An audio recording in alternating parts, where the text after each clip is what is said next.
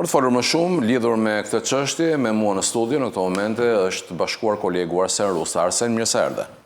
Përshëndetje, faleminderit për ftesën. Arsen, cilat janë elementet kryesor të padisë depozituar nga aktoria Anila Bisha?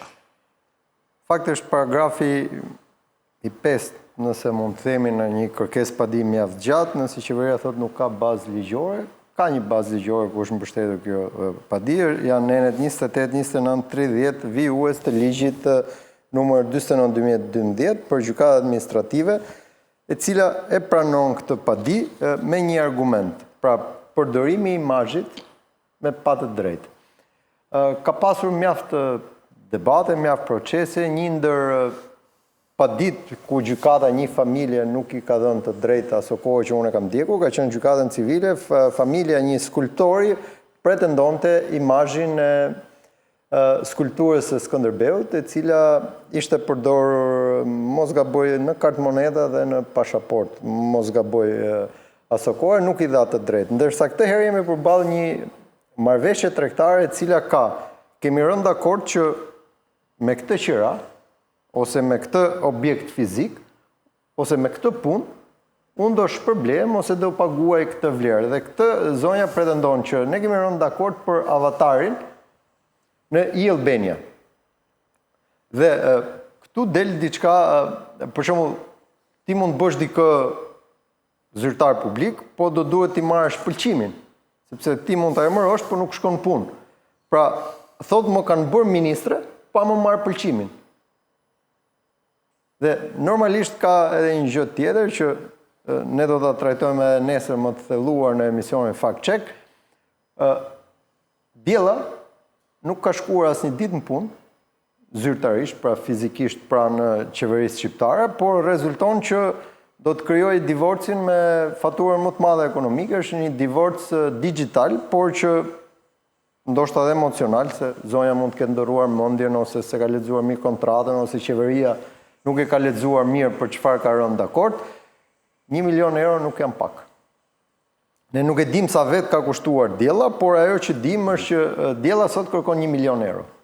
Duke qenë se ju përmendët kontratën, në fakt ekziston një kontratë e qartë që kufizonte përdorimin e figurës së saj vetëm për asistentin virtual të e-Albanias? Atëherë, referuar kontratës sot padia, rezulton e qartë se shoqëria Apel ka pasur detyrimin kontraktual të përdorë imazhin e kërkuesit, zërin dhe figurën ekskluzivisht vetëm për krijimin e avatarit të asistentit virtual të e-Albania.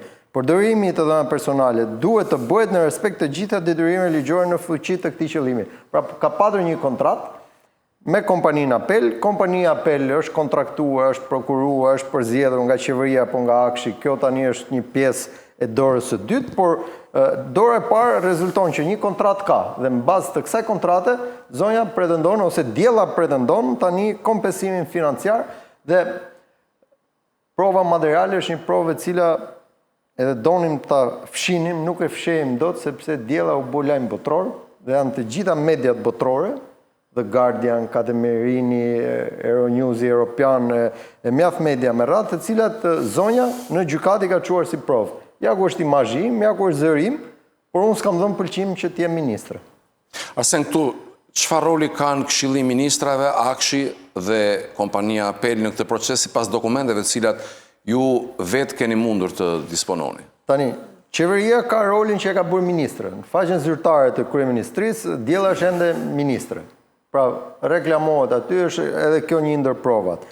Akshi ndoshta është kontraktuesi nëpërmjet Apel për imazhin audio video dhe për asistentin virtual.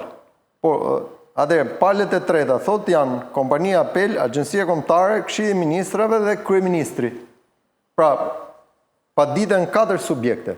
Është kryeministri, pra zoti Rama ose institucioni i kryeministrit, Këshilli i Ministrave, qeveria që ka ende antarët e kabinetit, por zonja thotë që unë kam unë s'du t'jem ministre, nuk kam dhënë pëlqim t'jem ministre, Agjencia Kombëtare e Shoqërisë së Informacionit Akshi dhe nga ana tjetër kompania Apel, e cila sipas padisë rezulton që është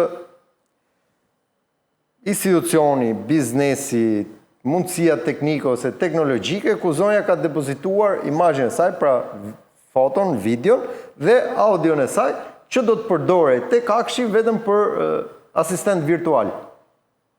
Pra ajo diella të cilën ti mund ta pyesë tip chat GDP ndoshta, po inteligjenca artificiale ose asistenti virtual, ku mund ta pyesë si mund ta marr pasaportën, si mund ta aplikojë, si mund të regjistrohet, si mund të marrë një vërtetim me kështu me radhë. Pra, deri në fund në përfundimin e procesit gjyqësor, çfarë pritet ndodh me ministren Dielli? A mund të ketë një kërkesë për sigurim pa dije? Jo vetëm ka një kërkesë, por ajo është kërkesa emergjente ku gjykata edhe nuk mund ta shtyjë shumë kohë, duhet përgjigjet. Është kërkuar nëpërmjet sigurimit pa dijes është kërkuar të pezullohet çdo aktivitet virtual i Diellës, pra Diella mos jetë më ministre, Diella mos përdoret më publikisht nga institucionet. Dhe nga ana tjetër, ndoshta do t'i kërkohet edhe mediave pastaj, po gjithmonë nëse zona do fitoj gjyqin që ta fshin. Por në këtë moment ajo thot, meqense ne jemi në këtë fazë, unë ministre s'dua të jem më, ju s'do të ma përdorni më imazhin, gjykata të vendosi këtë një herë, pastaj jemi në themel. Dhe me drejt qeveria thot, çdo kush mund t'i drejtohet gjykatës, absolutisht, po dhe qeveria mund të mbrohet me këtë që ne nuk kemi një marrëdhënie direkte me zonjën. Marrëdhënie direkte ka kompania Apel. Por korektësi, ne i kemi dërguar kompanisë Apel dhe zotit Shahin Dokuzi një kërkesë për informacion, nëse është i gatshëm të jap një intervistë apo të jap një përgjigje, ka apo një marrëdhënie kontraktuale, kur daton, kur s'ka don dhe çfarë përmban kjo kontratë. Shumë e qartë. Megjithatë, Arsen, sa rregulluar është aktualisht në Shqipëri çështja e të drejtave mbi imazhin dhe duplikimin digjital? Ligjërisht është e rregulluar. Praktikisht dhe çfarë ndodh më pas në terren, kjo është një tjetër debat, por duhet të kuptojmë diçka. Kjo padije është nga ato padijë jo të zakonshme, dhe është padije e cila të drejtat e autorit, më vodhi këngën, më vodhi tekstin, më vodhi këtë, më vodhi atë, më mori kanalin e YouTube-it, më mori të dhënat digjitale. Drejtësia shqiptare ka dhënë vendime dhe është e pjekur edhe ka eksperiencë. Arsen, unë falenderoj për këtë bisedë dhe të zgjidha sqarimet që na solle lidhur me këtë çështje.